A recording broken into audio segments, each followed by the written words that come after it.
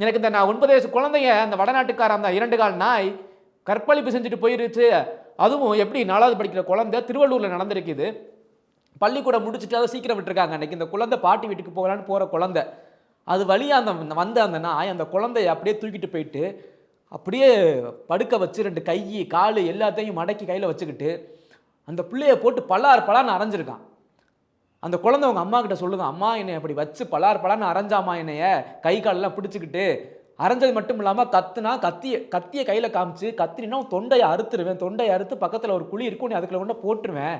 அப்படின்னு அந்த குழந்தை 9 வயசு குழந்தைகிட்ட அந்த நாய் சொல்லியிருக்கான். வடநாட்டுக்காரன் தெளிவா கேட்டுக்கோங்க. அவன் ஒரு வடநாட்டுக்காரன் 2 கால நாய். அந்த நாய் 9 வயசுல குழந்தைகிட்ட தமிழ்ல தெளிவா சொல்லியிருக்கு. தமிழை கற்றுக்கொண்டு என் தமிழ் பிள்ளைகள் மீது இந்த நாய் கை வைக்குது, நம்ம பார்த்துக்கிட்டு இருக்கோம். உடனே பேசிட்டா போதும், இங்க வந்துடுறது. அது என்ன வட இந்தியா தென் இந்தியா? ஏண்டா நாய், அந்த நாய் எதுக்கு இங்க வந்து இப்படி ஒரு காரியத்தை பண்ணிட்டு போச்சு? நான் யாரை குறை சொல்றது?